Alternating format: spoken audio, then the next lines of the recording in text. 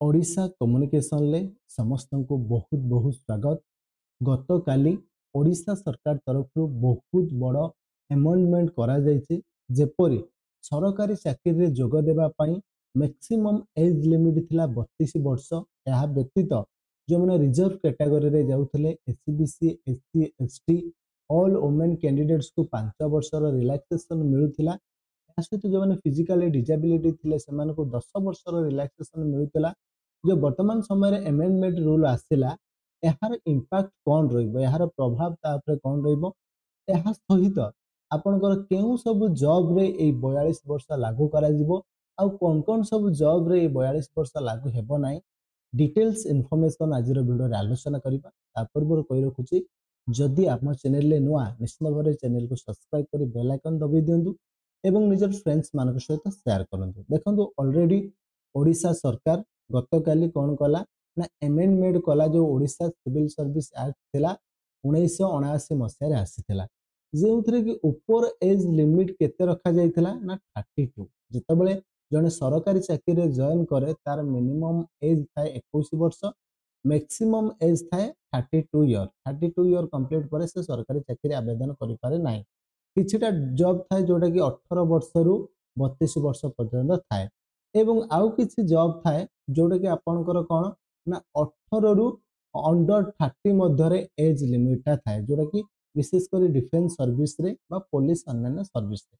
देखो वर्तमान समय रे जो से एज लिमिट को बढ़ी दिया जायछि केउ सब जॉब क्षेत्र रे लागू कर जाय। प्रथमतः एटा आगुरु 32 थिला, वर्तमान समय एटा कोन करा गला ना 42 ईयर करा गला। ए 42 ईयर जो करा गला ए 42 ईयर सहित जो माने विशेषकर एससीबीसी एससी एसटी एवं ऑल वुमेन कैंडिडेट्स जे कोनोसी कैटेगरी वुमेन कैंडिडेट्स हेले सेमान को 5 ईयर रिलैक्सेशन मिलिबो। तेबे 5 प्लस 42 तेबे से माने 47 ईयर पर्यंत आवेदन करि परिबे। जे माने रहुचंदी फिजिकल डिसेबिलिटी से माने केते वर्ष पर्यंत आवेदन करिवे ना से माने 42 प्लस 10 तेबे 52 इयर्स पर्यंत से माने आवेदन करिवे। देखंतु एटा ओवर एज लिमिट रहिला जे एई एज लिमिट रे आवेदन करिवे एवं प्रथमतः आमे जानि रखिबा जे केउ सब जॉब को छाड़ी अन्य समस्त जॉब रे लागो। स्पेशली जेउ सब रिक्रूटमेंट एग्जामिनेशन ले फिजिकल एफिशिएंसी टेस्ट थाए जो थरे कि आपनकर कोन थाए ना रनिंग थाए, देन आपनकर जो हाई जंप लॉन्ग जंप एवडा सब थाए सेवडा को फिजिकल एफिशिएंसी टेस्ट कहा जाए एवं ऐसे तो फिजिकल मेजरमेंट टेस्ट मत करा जाए। विशेष करी पुलिस सर्विस जेतेबेले आपण कहउछन्दी ओडिसा रो जो एसआई आसे कि कांस्टेबल आसे कि होमगार्ड आसे ए सब कोन ना ओडिसा पुलिस सर्विस रे आसे। जे होमगार्ड को छाड़ी देले अन्य समस्त ओडिसा पुलिस सर्विस रो डायरेक्ट गवर्नमेंट रिक्रूटमेंट थाए जेउथु सेतिर फिजिकल अछि तेबे सेति 42 वर्ष हेबो नाही। देन जो माने फायर सर्विस रे जो फायरमैन थांती जो फायर स्टेशन ले जो नियुक्ति पाई थान समान को फिजिकल टेस्ट करा जाए। ता सहित आपनकर फॉरेस्ट डिपार्टमेंट रे एवं एक्साइज डिपार्टमेंट जो एक्साइज कांस्टेबल एक्साइज एसआई ए जो डिपार्टमेंट गुडा को रहिला एहा व्यतीत जेउ सब डिपार्टमेंट रे आपनकर फिजिकल टेस्ट करा जाए। फिजिकल टेस्ट माने बुझी पाले जोटा कि रनिंग आपनकर high jump long jump broad jump swimming ए सब जिन फिजिकल फिटनेस टा को देखा जाए सेही जॉब को आवेदन करे सेतिर 42 वर्ष करा जिवो नाही। आगरु जहा थिला सेटा रहिबो किंतु अन्य समस्त जॉब आपण कहंतु एसएस रो सीजीएल बारिबो क्लरिकल पोस्ट बारिबो टीचर जॉब कहंतु अन्य समस्त केवल एति की छाड़ी देले Odisha police Odisha fire service forest service excise department एवं जेउ जेउ चाकरी रे फिजिकल एफिशिएंसी टेस्ट करा जाउची सेतिर 42 वर्ष रहिबो नाही। अन्य समस्त चाकरी रे 42 वर्ष एज लिमिट रहिबो। एहा सहित जेमिति रिजर्वेशन कैटेगरी को रिलैक्सेशन मिले ताहा मध्य मिलिबो।